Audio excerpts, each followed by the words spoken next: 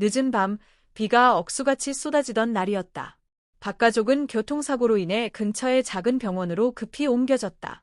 그러나 이상하게도 병원은 너무 조용했다. 접수대에는 아무도 없었고 복도에는 깜빡이는 형광등 소리만 울려 퍼졌다. 아이 민서는 엄마의 손을 꼭 잡고 말했다.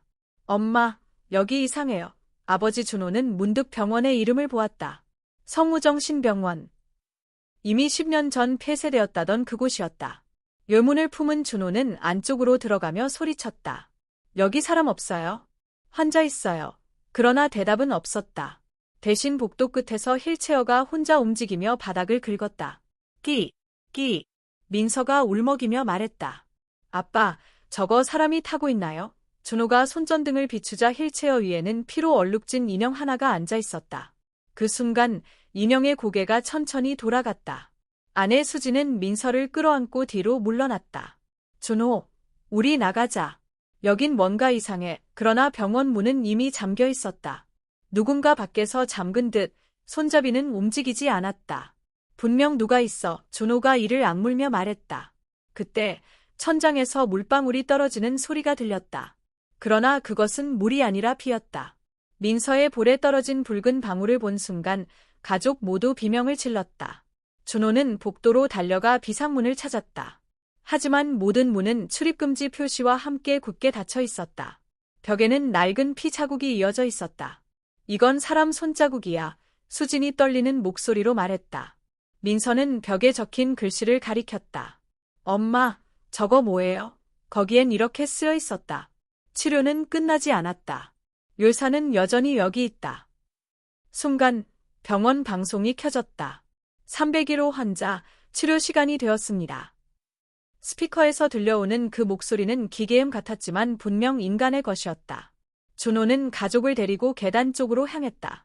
그러나 계단 아래에는 하얀 가운을 입은 누군가가 서 있었다.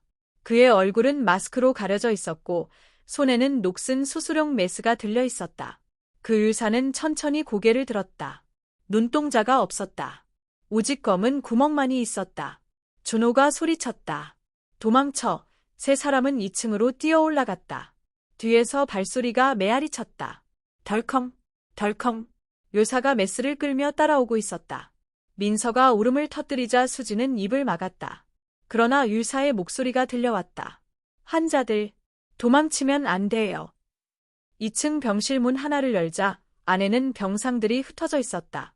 벽에는 피로 그린 듯한 그림들이 있었다. 사람 얼굴, 울음, 그리고 잘린 팔. 여기선 뭔가 끔찍한 일이 있었어. 수진이 말했다. 그때 병실 안쪽 커튼이 흔들렸다. 준호가 조심스럽게 다가갔다. 커튼을 젖히자 하얀 시트 밑에서 누군가의 손이 나왔다. 차갑고 축축한 손이었다. 살려줘. 약한 목소리가 들렸다. 시트 아래에는 간호사 복장을 한 여자가 누워 있었다. 그녀는 창백했고 입가에는 피가 번져 있었다. 도망쳐요. 아직 의사가 이 병원 안에 있어요. 말을 마치자마자 그녀의 눈이 뒤집혔다. 그리고 그녀의 몸이 경련을 일으키더니 이내 조용히 멈췄다. 민서가 소리쳤다. 엄마, 간호사 언니 죽었어요. 수지는 눈을 감고 아이를 안았다. 그 순간 병실의 불빛이 꺼졌다. 전기가 나간 것이다. 완전한 어둠 속에서 발소리와 함께 금속 긁는 소리가 들려왔다. 쓱, 쓱. 준호는 손전등을 켰다. 빛이 닫혀 벽에 하얀 그림자가 드러났다. 그것은 사람의 형상이었지만 그림자는 천천히 벽에서 떨어져 나와 움직이기 시작했다. 그림자가 살아있어. 민서가 소리쳤다. 준호는 문을 열고 복도로 나왔다. 그러나 복도는 끝이 없었다. 분명 한 층짜리 병원이었는데 끝없이 이어지는 복도가 나타났다. 벽시계는 자정을 가리키고 있었다. 이 병원은 현실이 아니야. 수진이 중얼거렸다.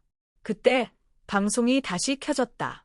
모든 환자들은 수술실로 이동하세요. 곧 치료가 시작됩니다. 세 사람은 서로의 손을 꼭 잡고 뛰기 시작했다. 복도를 달리던 가족은 문 하나를 발견했다. 수술실. 그 위에 불빛이 깜빡이고 있었다. 준호는 조심스럽게 문을 열었다. 안에는 깨끗한 수술대가 놓여 있었지만 그 위에는 아무것도 없었다.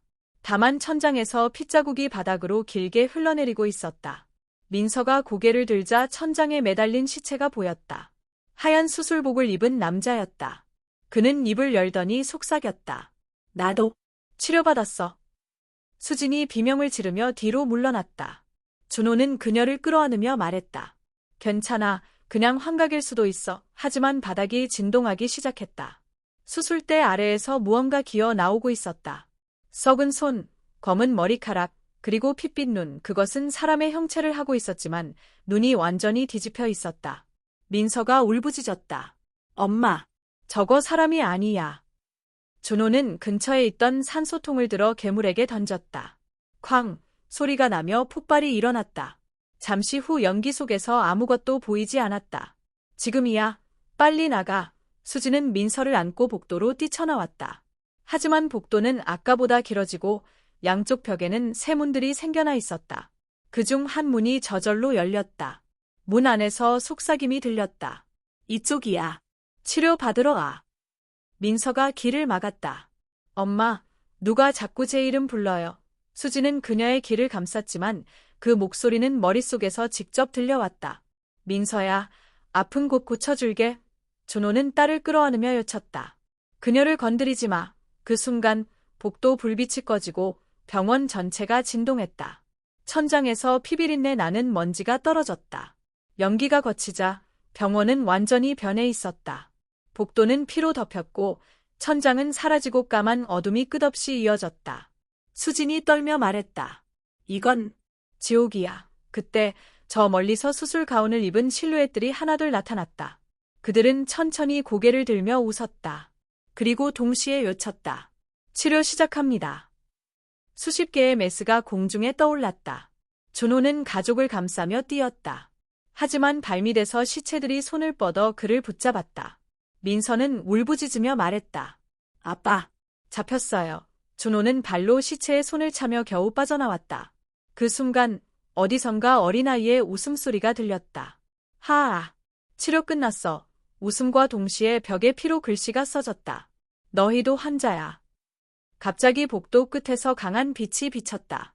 출구야. 수진이 외쳤다. 세 사람은 달렸다. 하지만 빛이 가까워질수록 그 빛 속에서 무언가 형체가 드러났다. 그것은 거대한 수술용 마네킹이었다. 눈이 없는 얼굴, 입만 벌어진 채로 웃고 있었다. 그리고 그 입에서 사람이 기어나왔다. 피투성이 간호사였다. 도망! 가! 그녀가 속삭이자마자 그 입이 닫히며 간호사는 삼켜졌다.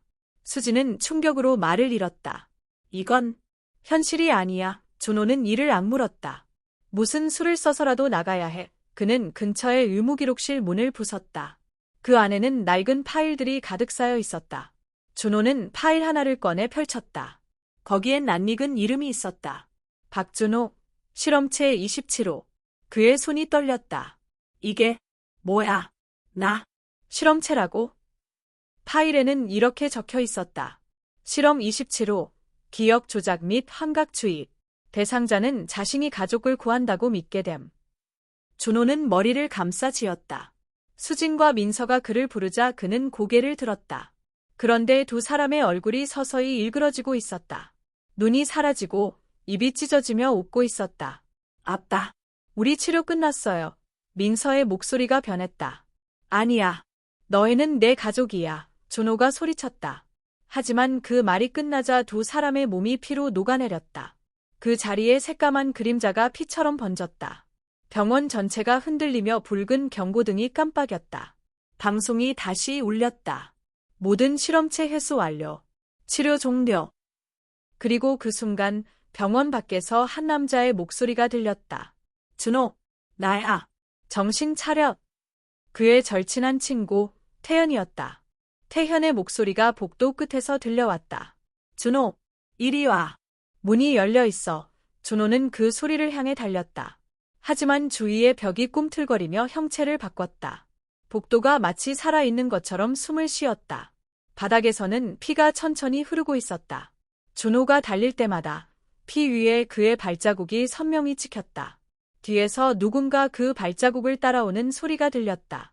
태연, 거기서 움직이지 마. 준호가 소리쳤다. 그러나 태연은 멀리서 손을 흔들며 웃었다. 괜찮아. 내가 널 구하러 왔잖아. 하지만 그의 뒤편에는 하얀 그림자들이 나타나기 시작했다. 그들은 간호사 복장을 입고 있었고 피 묻은 마스크를 쓴 채 웃고 있었다. 환자 발견. 태연이 뒤를 돌아보자 간호사들의 눈에서 검은 피가 흘러내렸다. 태연이 소리쳤다. 준호. 문이 닫혀가. 준호는 전력을 다해 달렸다. 손이 닿기 직전 누군가 그의 다리를 붙잡았다. 병원복을 입은 환자였다. 도망치지 마. 그 환자의 손이 썩어 있었다. 준호는 발로 차며 손을 뿌리쳤다. 문틈 사이로 태연이 손을 내밀었다. 어서. 준호는 간신히 그 손을 잡고 문 밖으로 나왔다. 문이 닫히자마자 복도는 사라졌다. 그들은 다시 현실의 병원 로비에 서 있었다. 불빛은 희미했고 공기는 싸늘했다. 여긴 어디야? 태연이 숨을 고르며 물었다. 준호는 벽을 보았다. 거기엔 낡은 신문이 붙어 있었다. 10년 전 성우정신병원 실험으로 환자 47명 사망. 사진 속에는 하얀 가운을 입은 의사 한 명이 있었다.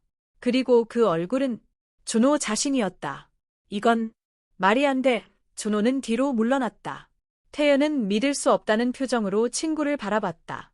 너, 설마? 그때 병원 방송이 다시 울렸다. 주치의 박준호. 치료 재개. 태연이 고개를 저었다. 안 돼. 내가 의사였다고 해도 지금은 아니야. 넌 피해자야. 그러나 복도 끝에서 다시 그 의사가 나타났다. 이번엔 준호와 똑같은 얼굴이었다. 넌 누구야? 준호가 외쳤다. 가짜 준호가 웃었다. 나는 내가 버린 죄책감이야. 실험은 내가 시작했지. 태연이 그 앞을 가로막았다. 그만둬. 그는 이제 다른 사람이야. 그러자 가짜 준호의 눈이 붉게 빛났다. 그럼 너부터 치료하자. 그의 손끝에서 피로 된 실이 뻗어나와 태연의 몸을 묶었다. 준호, 도와줘. 태연이 고통스러워하며 외쳤다. 준호는 정신이 혼미해졌다. 머릿속에서 수많은 기억이 쏟아졌다.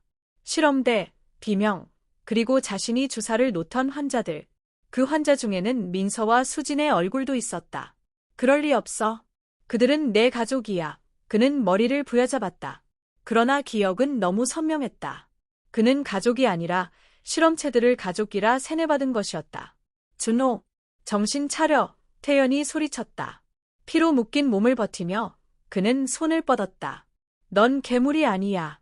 넌 아직 사람이라고. 준호의 눈에 눈물이 고였다. 그는 주머니에서 성냥을 꺼냈다. 이 병원은 사라져야 해. 그는 성냥을 켜서 유류용 알코올이 흘러내린 바닥에 던졌다. 불길이 번지며 병원 전체가 붉게 물들었다. 가짜 준호가 비명을 질렀다. 멈춰. 여긴 내가 만든 세상이야. 준호는 불길 사이를 걸었다. 그래, 그래서 내가 끝내야 해. 벽에 걸린 환자 기록들이 불타며 비명처럼 터져나갔다. 태연은 준호의 손을 잡았다. 이제 나가자. 하지만 병원 문은 여전히 닫혀 있었다. 불길 속에서 천천히 민서의 목소리가 들려왔다. 아빠, 가지 마요. 준호의 눈에 눈물이 맺혔다. 미안해, 민서야. 널 만든 건 나야. 그는 불길 속으로 걸어 들어갔다. 태연이 뒤에서 외쳤다. 준호, 안 돼. 순간 강렬한 폭발음이 울리며 병원은 붕괴되기 시작했다. 태연은 문이 열리자마자 밖으로 뛰쳐나왔다. 뒤돌아보니 병원은 이미 화염에 휩싸여 있었다. 붉은 하늘 아래에서 그는 속삭였다. 준호, 넌 결국 가족을 지켰구나. 태연은 병원 밖도로 위에 주저앉았다. 하늘에는 검은 재가 흩날렸고 타는 냄새가 코를 찔렀다. 뒤를 돌아보자 병원이 완전히 붕괴되어 있었다. 그러나 이상하게도 그 폐허 속에서 불빛 하나가 깜빡였다. 마치 누군가 여전히 그 안에 있는 듯했다. 준호, 태연이 낮게 중얼거렸다. 대답은 없었다. 대신 바람 사이로 누군가의 웃음소리가 스쳤다. 그날 밤 태연은 경찰의 조사를 받았다. 당신 말은 이미 10년 전에 폐쇄된 병원에서 친구를 봤다는 겁니까? 형사가 믿지 못하겠다는 듯 말했다. 태연은 고개를 숙였다. 그는 거기에 있었어요. 그리고 그는 불길 속에서 사라졌어요. 형사는 한숨을 쉬었다. 그 병원은 10년 전 화재로 전소됐습니다. 당신이 본 건 착각일 수도 있습니다. 하지만 태현의 눈에는 확신이 있었다. 며칠 후 태연은 악몽에 시달리기 시작했다. 꿈속에서 그는 다시 병원 복도를 걷고 있었다. 불빛이 깜빡이고 병실마다 문이 천천히 열렸다. 그 안에서는 준호가 서 있었다. 하지만 그의 얼굴은 새까맣게 그을려 있었다.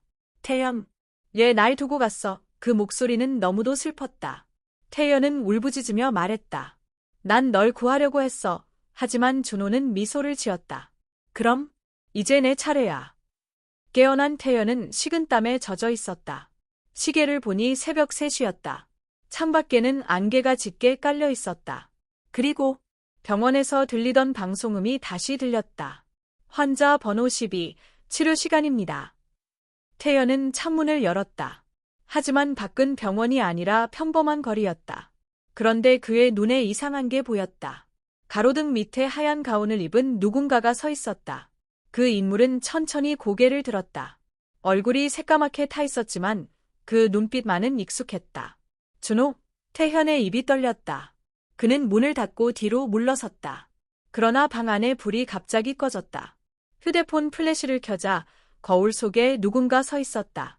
바로 준호였다. 그는 거울 안에서 손을 내밀었다. 태연, 치료는 아직 끝나지 않았어. 태연은 비명을 지르며 뒤로 넘어졌다. 하지만 방은 점점 변해갔다. 벽지가 벗겨지고 침대는 병원용 침대로 바뀌었다. 바닥에는 피가 번지고 있었다. 그는 자신이 다시 병원 안에 있다는 걸 깨달았다. 이건 꿈이야. 이건 현실이 아니야. 그러나 복도 끝에서 스피커 소리가 울렸다. 실험 재개. 환자 번호 13, 태연. 그는 복도를 달리기 시작했다. 하지만 문마다 자신이 비치는 거울이 붙어 있었다. 거울 속에 그는 하나같이 웃고 있었다. 어떤 준호는 의사 가운을 입고 있었고 어떤 준호는 환자복을 입고 있었다. 누가 진짜야? 태연이 소리쳤다. 그러자 모든 거울 속의 준호가 동시에 말했다. 너도 이제 알겠지. 여긴 죽은 자들의 병원이야.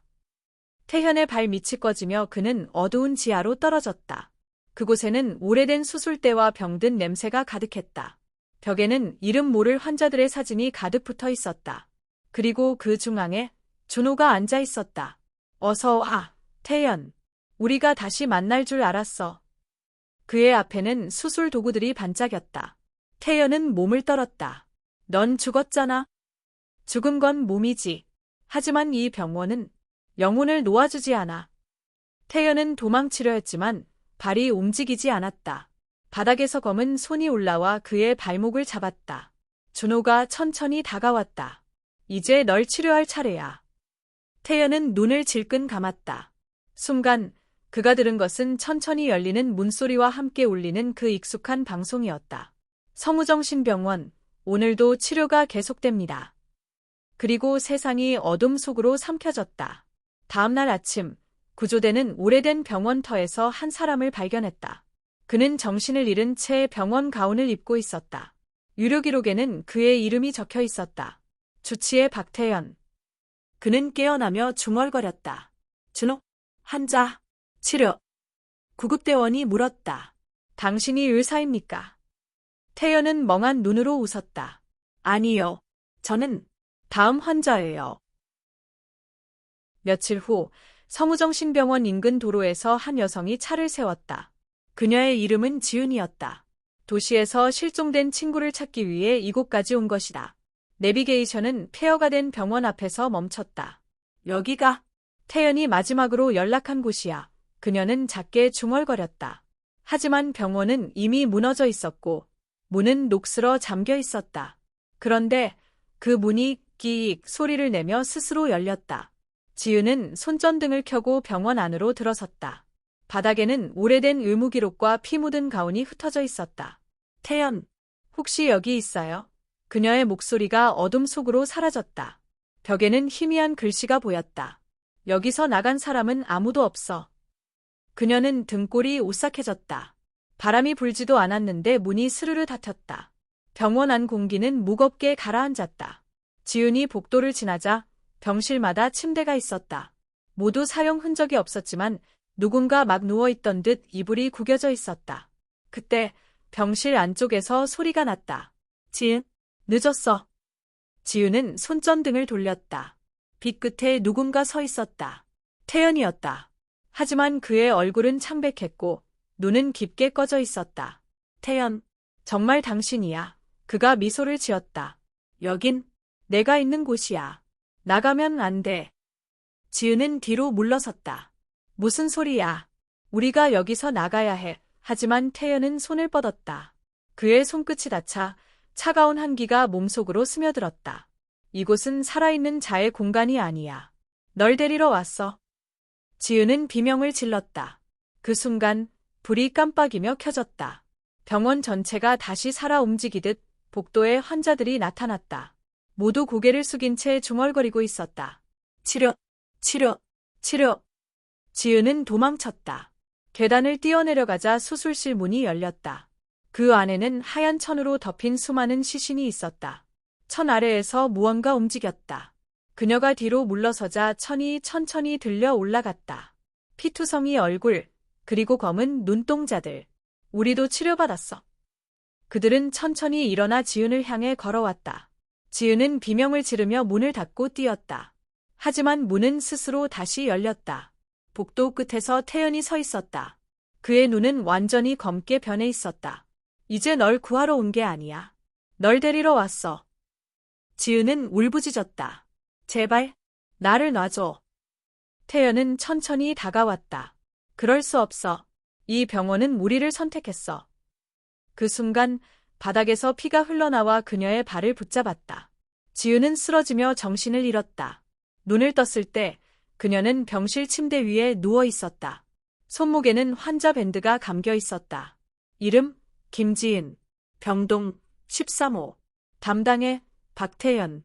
그녀는 비명을 질렀다. 문이 열리며 태연이 들어왔다. 흰 가운을 입은 그는 차갑게 말했다. 지은 씨, 이제 치료를 시작하겠습니다. 지은은 몸부림쳤다. 아니야. 나 환자 아니야. 그러나 태연은 미소를 지었다. 모든 사람은 언젠가 이 병원의 환자가 돼. 기억 안 나. 너도 나를 구하러 왔잖아. 그는 주사기를 들었다. 약물이 천천히 그녀의 팔로 들어가자 세상이 흐려졌다. 병원 스피커에서 익숙한 음성이 흘러나왔다. 성우정신병원, 오늘도 치료가 계속됩니다. 몇 년 후 다시 한 명의 남자가 실종된 친구를 찾기 위해 폐허가 된 병원으로 들어왔다. 그는 병원 벽에 붙은 오래된 사진을 발견했다. 그 사진 속에는 지은과 태연이 있었다. 둘 다 하얀 가운을 입고 미소를 짓고 있었다. 사진 밑에는 글씨가 있었다. 성우정신병원 의료진, 영원한 헌신. 남자는 이상하게도 그 사진 속 얼굴들이 자신을 바라보는 듯한 기분이 들었다. 그가 돌아서려는 순간 스피커가 켜졌다. 환자 번호 14번, 입원 수속을 시작합니다. 그의 손목에 무언가 감겼다. 환자 밴드였다. 이름 최도윤, 병동 14호, 담당의 박태연, 간호사 김지은. 남자는 비명을 지르며 문을 두드렸다. 그러나 문은 닫히지 않았다. 대신 병원 전체가 웃었다. 성우정신병원에 오신 걸 환영합니다.